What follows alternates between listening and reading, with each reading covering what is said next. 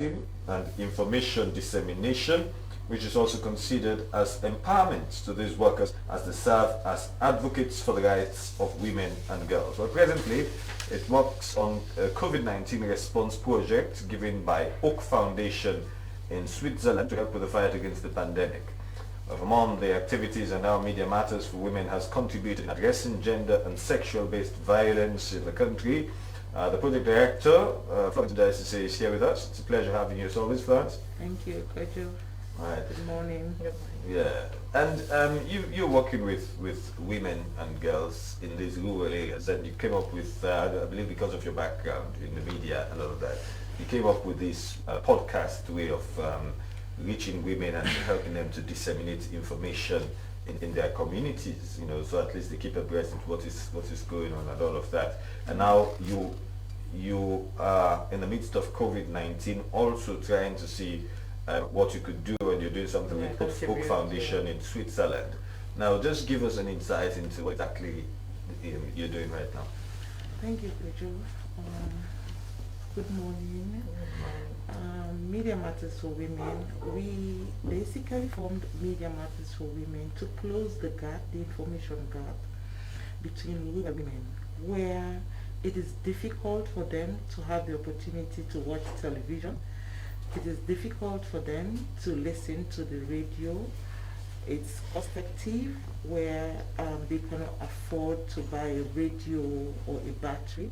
So what we did was to establish listening centers before the COVID-19.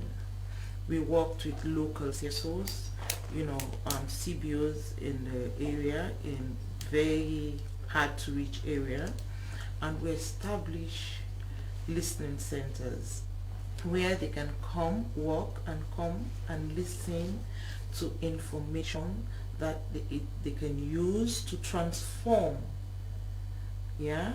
and use it to gain their human rights.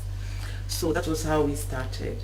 So our last project, we looked at the issue of sexual and reproductive health. That was supported by Amplify Change. Most of our women at the hard to reach areas find it very difficult to understand.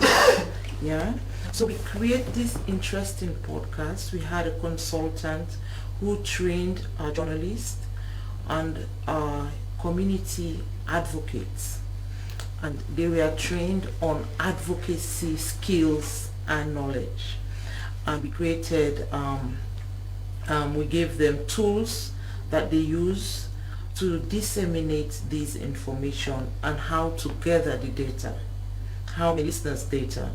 So that was how we were able to reach in our last project over 50,000 listeners.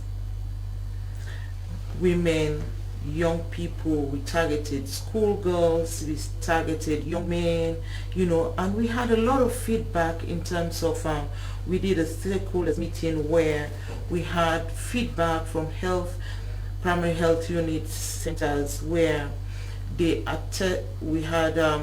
told us how the referrals on young people going to access these services. So during COVID, we came up with a strategy that, because we work with traditional leaders, so we came up with a strategy that, okay, we are going to have a lockdown. How can we disseminate this information? Government comes up with information on policies, on how updates and all of that. And so what we did was to engage our traditional leaders, and then we used the town criers that they already had. We provided megaphones for them, and then we trained them on open data kits, how to send in the listeners' data to the youth advocates, and the youth advocates send it again. We provided them with phones, and we trained them on how to transfer it via the open data kit, and then we sent it to the focal person and it came directly to our server. So we're able to this get listener that technology. That's what I wanted to do. Exactly. And it's very interesting. You will scatter it for me. So it's very interesting where, you know, these are young people in rural areas, but we were able to identify them, supported them, increase their knowledge, you know, build their capacity. So it's fun for them. It's a new dawn for them, you know. They see themselves as advocates. They can use, some of them, it's the first time for them using smartphones. So yeah, we had that difficulty at the start, but as the time gradually goes on, they were able to understand. And we do not only gather listeners' data, we gather the feedback. That's the most interesting thing, Kojo. From the period of April to now, we've had over 10 referral cases, because we do, our listeners come back to our youth advocates and tell them about the services they need. Okay, because they now listen. Now they know that information. They can So access they want this to access service. So that's how we link them now to service providers. But you don't just let them listen. So we don't just let them listen. We ensure that we link them with service providers. And the thing that really brought me here is we want other actors to come on board. We want to build a movement. Okay. We want to amplify the great work that everybody is doing. Like my sister just said, I was just thinking, you know, some of the feedbacks that we have, the things that we find out in the rural areas. Most of these women, they just feed their babies with this sachet thing, you know. And malnutrition is alarming. They don't know how to handle. And you go to the backyards, they have fresh potato leaves, they have beans, they have potatoes, they have cassava. It's accessible, but they do not have the knowledge that I can use this to make a porridge for my child, and she'll look good and healthy.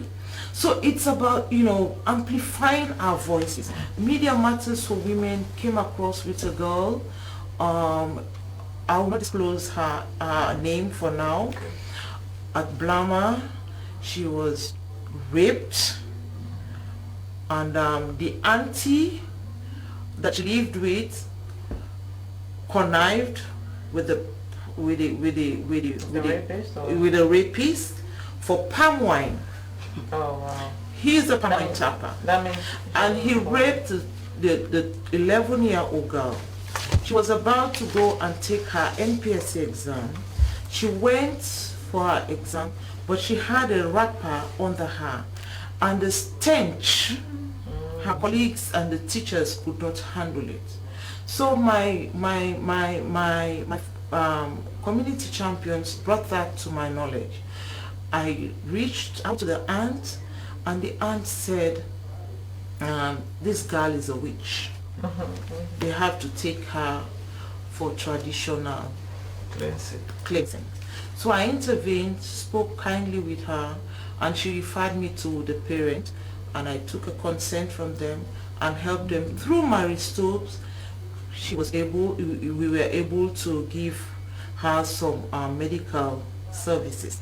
And then the girl said, Auntie Florence, before I go back to that house, I prefer I'll kill myself, or I sleep in the street. And that is just one of many thousands of girls there who are sexually abused. They're in, you know, it's becoming a culture. They do not know where to go, what to do.